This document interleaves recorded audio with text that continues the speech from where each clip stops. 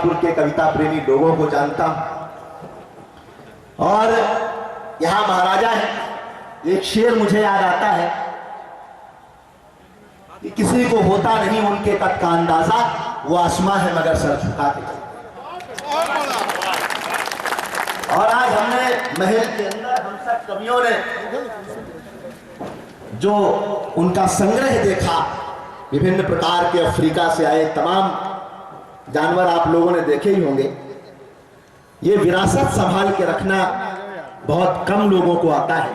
मुनव्वर राणा साहब कहते हैं कि नए कमरों में अब चीजें पुरानी कौन रखता है, परिंदों के लिए कुंडों में पानी कौन रखता है, यही है जो थामे हुए हैं गिरती हुई दीवार को, वरना सलीके से बुजुर्गों की निशानी कौन है। महाराजा जी सलीके से बुजुर्गों की निशानी रखे हुए हैं और बड़े परिवार, बड़े यशस्वी परिवार से वो है। जैसा मुझे बताया गया, उनके पिता मध्य प्रदेश सरकार के चीफ सेक्रेटरी रहे, उनकी मां मध्य प्रदेश सरकार में मंत्री रही और आपने जनता की सेवा का व्रत धारण किया है, ये बड़ी बात है। जो मोहतरमा है ये डॉक्टर अनामिका अंबर है, मेरठ से हमारे बीच आई है। गीत गजल सुनाती हैं, प्यार मोहब्बत की बात करती हैं और बहुत लोकप्रिय कवित्री इन दिनों की हैं वो। आप चाहें तो उनका स्वागत कर सकते हैं। बहुत अद्भुत उनका स्वर है और बातें भी बहुत मजेदार करती। हाँ, मैंने पूछा रामचंद्र जी के साथ लक्ष्मण बन गए हो तो ठीक है, सीता माता को जाने की क्या जरूरत थी। अनामिका जी ने कहा सीता जी के बन जाने में बहुत बड़ी सीख है, घर में 3-3 सासें हो तो जंगल ही ठीक। आप थोड़ा उल्लास में रहेंगे तो ये लोग थोड़ा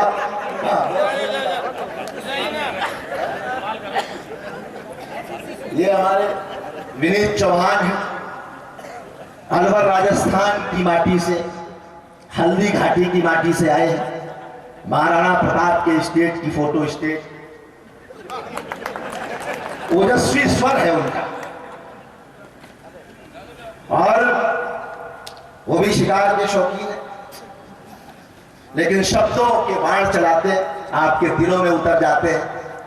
लाजवाब स्वर जो हमारे 15-20 वर्षों में नई पीढ़ी को एक थाती की तरह, एक उपहार की तरह मिला है, वो नाम भाई विनीत चौहान का होता है। उनका स्वर, उनका तेवर होता है कि या बदचलन हवाओं का रुख मोड़ देंगे हम, या खुद को वाणी पुत्र कहना छोड़ देंगे हम। जिस दिन भी हिचकिचाएंगे लिखने में हकीकत, कागज को फाड़ देंगे, कलम तोड़ देंगे। इस खुदारी को जीने वाले कवि का नाम विनीत चौहान है। भाई अरुण जैमिनी है हमारे बाबा कवियों के, हरियाणवी हास्य के अद्भुत कवि, बिल्कुल वैसे ही बैठे हैं जैसे वाजिद अली शाह दरबार में बैठते थे जी हैं। आपको हंसा हंसा के लोटपोट करेंगे साहब। मुझे बता रहे थे जब तक घर नहीं जाता पत्नी खाना नहीं खाती। मैंने कहा बड़े सौभाग्यशाली हो, आजकल ऐसी पत्नियां मिलती कहाँ हैं। बोले ऐसी बात नहीं है, जाता हूं बनाता हूं तब खाता। ये उनका अरुण जैमिनी ठाकुर के जादूगर है। एक बार जोरदार तालियां उनके लिए बजा दे। दुनिया में जहां जहां हिंदी है, अमेरिका हो, लंदन हो, मस्कट हो, दुबई हो, हांगकांग हो, बहुत सारे देशों में उनकी कविताएं पहुंचती रहती हैं। और हास्य के जितने बड़े सम्मान हैं, काका हाथसी सम्मान, ओम प्रकाश आदित्य सम्मान, वो सारे के सारे सम्मान अरुण जैमिनी जी को प्राप्त हो चुके हैं। हमारी पीढ़ी के अग्रज कवि, उनका स्वागत है, सम्मान है। और सबसे किनारे भाई संदीप शर्मा धार से आए हैं, महाराजा भोज की नगरी से आए हैं। महाराजा भोज का नाम तो हमने सुना है, आपने कहावत भी सुनी होगी, कहां राजा भोज कहां गंगू तेली। महाराजा भोज को तो हमने नहीं देखा, लेकिन अगला अंश यहां है, उनको आप देख लो। वो महाराजा जी सोच रहे होंगे कि अगर केवल मुंडी रख दी जाए तो किसी न किसी जानवर से शक्ल भी मिल सकती। हास्य के बहुत लाजवाब कवि है, हम लोग मजाक में कुछ भी कह लेते, लेकिन मैं इन कवियों के लिए कहता हूं कि अपने जख्मों को भी आईना बनाया हमने, आपको हंसता हुआ चेहरा दिखाने के लिए। इतना आसान नहीं है खुद का तमाशा बनना, कलेजा चाहिए दुनिया को हंसाने के लिए। तो हंसाने वाले कवि यहाँ हैं। मेरा नाम डॉक्टर सुनील जोगी है और छत्तीसगढ़ के किसी जोगी से मेरा कोई संबंध नहीं। मैं महाराजा जी बहुत शरीफ और इज्जतदार आदमी हूं। मेरा कोई केस, कोई बालक ऐसा नहीं है जिसके कारण मुझे सर झुकाना या छुपाना पड़े। आइए, यह आम रास्ता है क्या? क्योंकि आपने बिना कहे किसी के लिए तालियां नहीं बजाई, तो मुझे भी कोई खास उम्मीद आपसे है नहीं। आपका जी करे तो बजा दीजिए। अनिल भैया आ जाओ, आप पहले आदमी दिख रहे हैं, आप आओ। कुर्ता पजामा पहन लिया तो फिर जनता के बीच आने में क्या डर। तो अनिल जी हमारे वीरेंद्र प्रभा होटल, मैंने पहले देश में कहीं भी दुनिया में पहला होटल देखा है जो इनके माताजी और पिताजी के नाम पर है। वीरेंद्र उनके पिताजी का नाम और प्रभा उनकी माताजी का नाम है। और तमाम सारे सामाजिक काम करते हैं। बहुत एम्बुलेंस उन्होंने खड़ी कर रखी हैं। हो सकता है कवियों के लिए कर रखी हो कि कोई कवि ज़्यादा खा के बीमार पड़े तो उसे अस्पताल भिजवाया जा सके।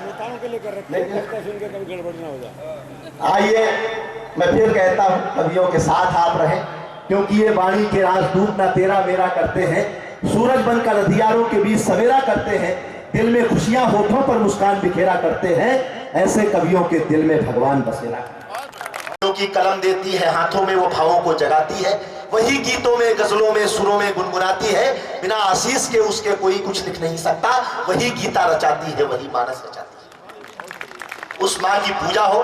मैं शुभकामना की पंक्तियां पढ़ता हूं, आप सबकी तालियों को आमंत्रण देता हूं मेरे स्वर के साथ। कि मंच को प्रणाम है। कितना उत्साह आपके भीतर होगा, उससे 4 गुना इन थके हुए कवियों में उत्साह आ जाएगा। क्योंकि हम लोग रोज यात्राएं करते हैं और कल रात मनेन्द्रगढ़ में सुबह 4 बजे तक ऐतिहासिक कवि सम्मेलन हमारे चंद्रकांत जी ने किया। तो ये जागरण रातों का लेकर ये कवि आपके बीच आए, थोड़ा सा की ऊर्जा इनको मिलेगी तो इनमें और दूनी ऊर्जा आ जाएगी। कि मंच को प्रणाम है, आपको सलाम है, जिसने ये जतन किया है उसको राम राम है। जिसने ये जतन किया है उसको राम राम है। आज की ये शाम अंबिकापुर के नाम है। शाम को सजाइए, सारे गम भुलाइए, कभी हंसाने आ गए हैं आप मुस्कुराइए। एक बार जोरदार तालियां बजाए, दोनों हाथ उठाएं, तालियां बजाएं। हम मां सरस्वती की वंदना के लिए डॉक्टर अनामिका अंबर को आमंत्रित करते हैं।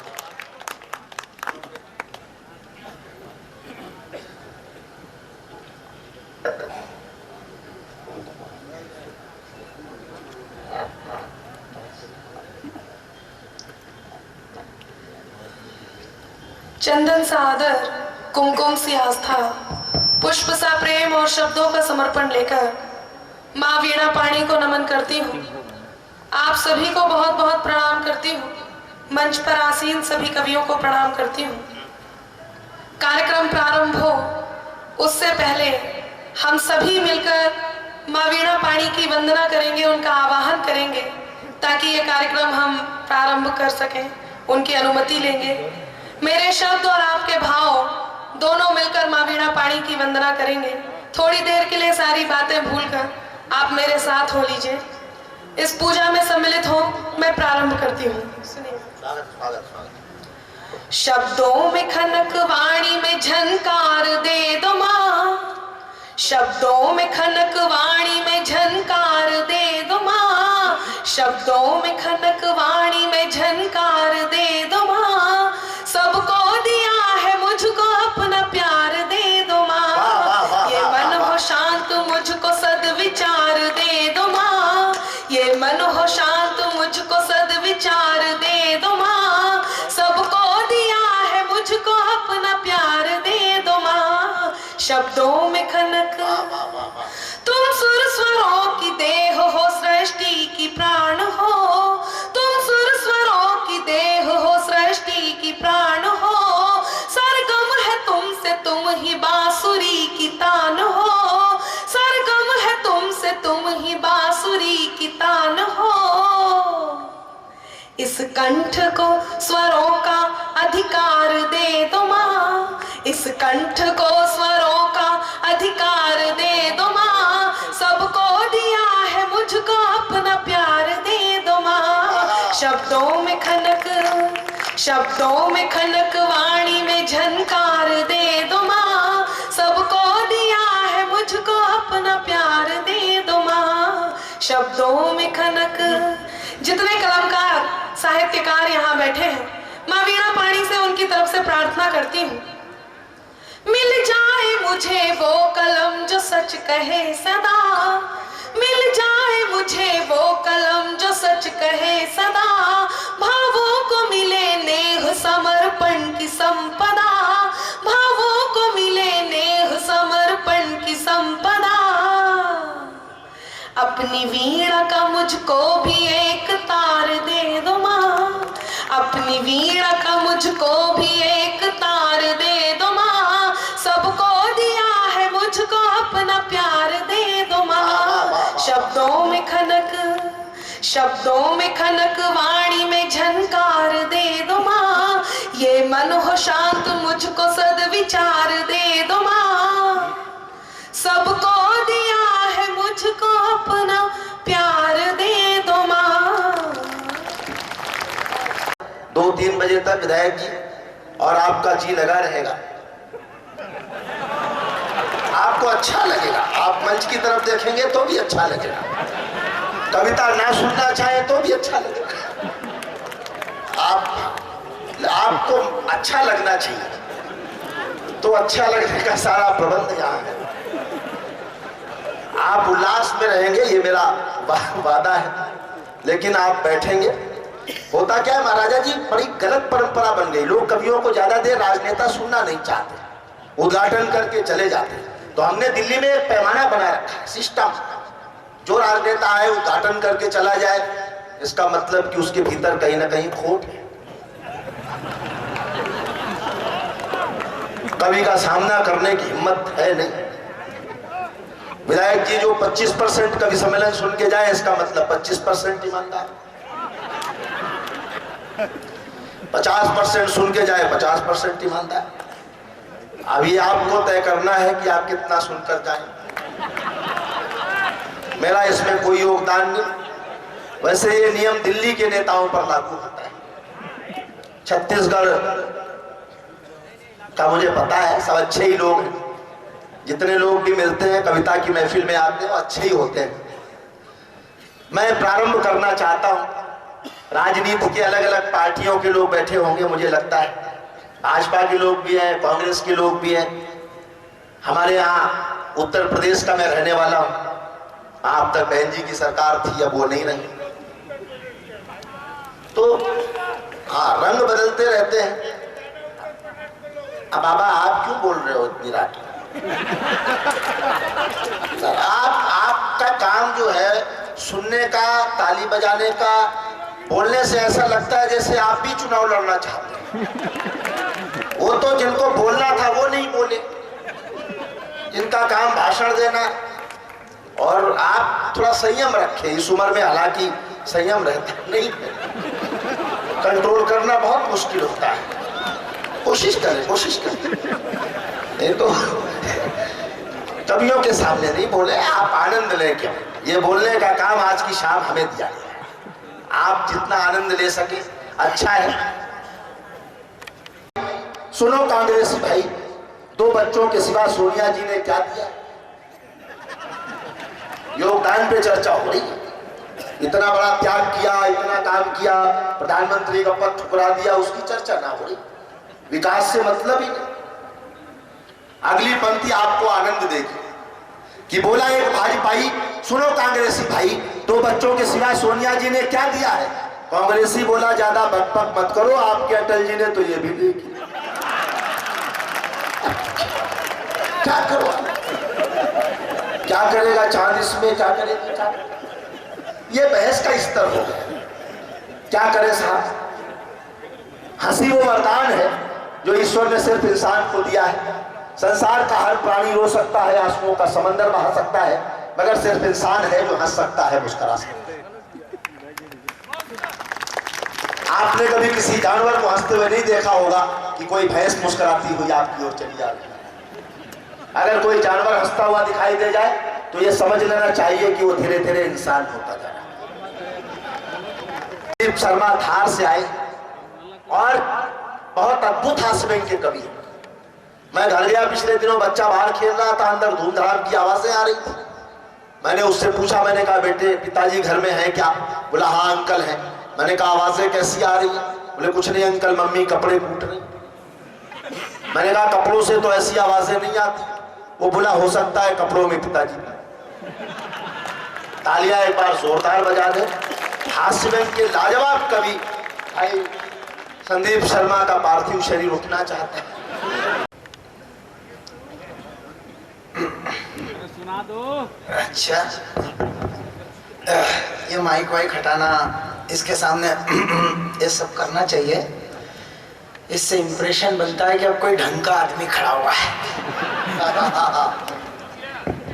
बहुत सुनील जी ने बहुत सी बातें की, मेरे घर के बारे में बताया।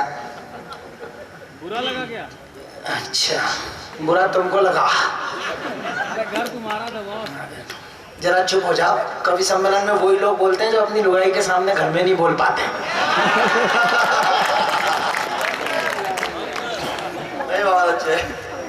बहुत सारी बातें बताई इन्होंने। जो लोग दूसरों के घरों की ज्यादा परवाह करते हैं, उनके घर की परवाह पड़ोसी करते हैं।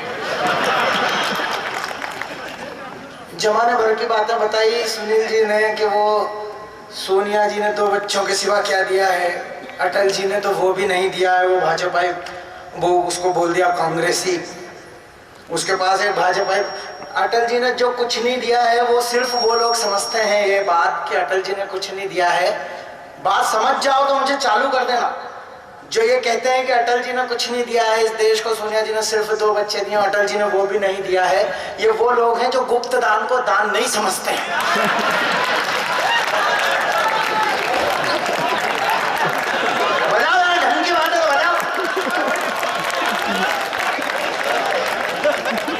शुरू हो जाओ, मस्ती के मूड में आ जाओ। मुझे पता नहीं क्या क्या कह दिया, गंगू तेली और ढिका और ये और वो। मैं सिर्फ एक टिप्पणी करना चाहता हूं कि जब गंगू तेली देश चला सकते हैं तो ये छोटा सा मंच क्यों नहीं चला सकते हैं? आओ दादा बैठो।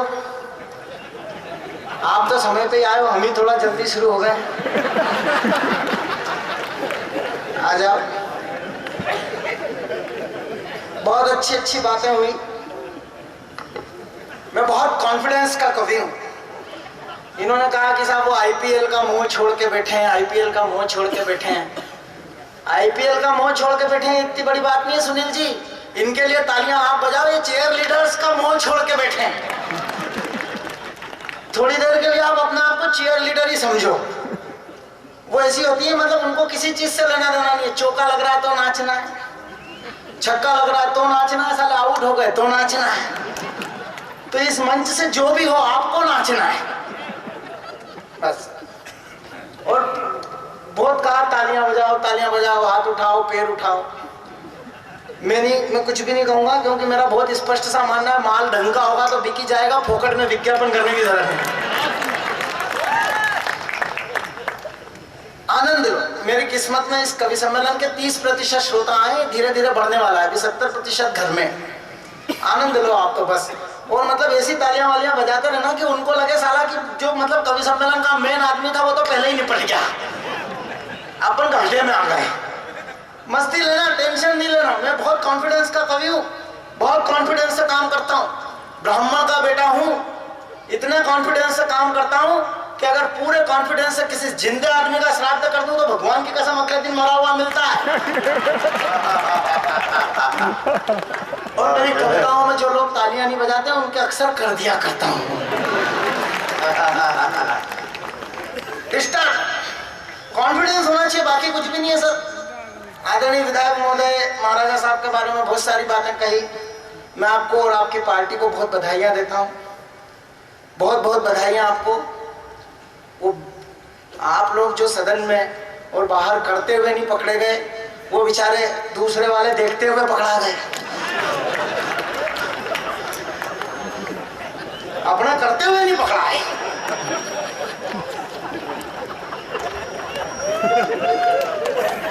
वो देखते हुए नहीं मर गए, उनको देखने की मिल गई सजा। बहुत बधाई देता हूं महाराज साहब। और एक बात की और बधाई देता हूं, उत्तर प्रदेश के चुनाव का जिक्र हुआ, चालू कर देना मेरे को। उत्तर प्रदेश के चुनाव का जिक्र हुआ, आपकी पार्टी को बहुत बधाई देता हूं।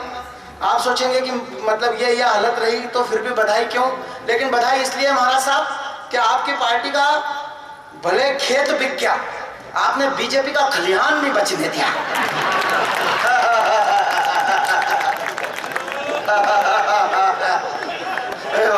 अपना खेत बिक जाए चंद्रकांत जी, दूसरे का खलिहान मत बचने दो।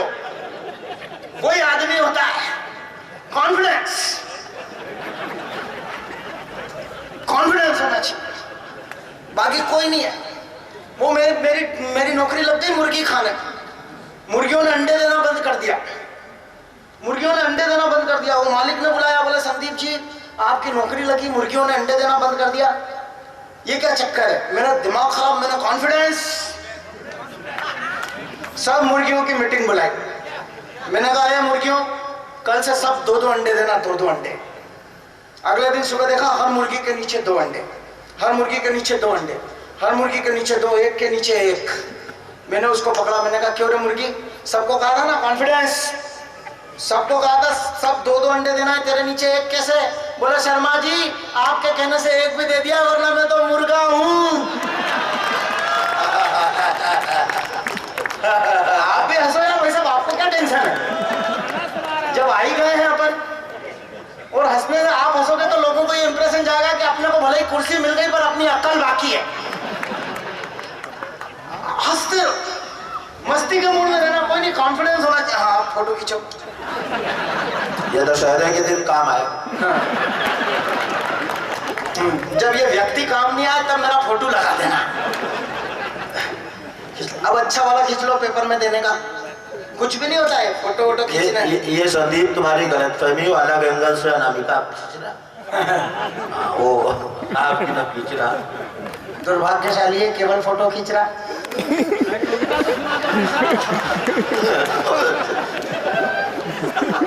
मैं कभी भी अकल की बात करता हूँ चंद्रकांत जी, अचानक कोई मतलब बाकी कोई टेंशन नहीं है, मजे के मूड में, आनंद के मूड में रहो। टेंशन, कॉन्फिडेंस होना बहुत जरूरी है। देखो कैसे झुक झुक के भाग रहा है, रोज ऐसी आदत पड़ी होगी। बहुत अच्छा, बहुत मतलब आदरणीय अनुज जी बैठे हैं, छत्तीसगढ़ी फिल्मों के बहुत प्रसिद्ध अभिनेता हैं।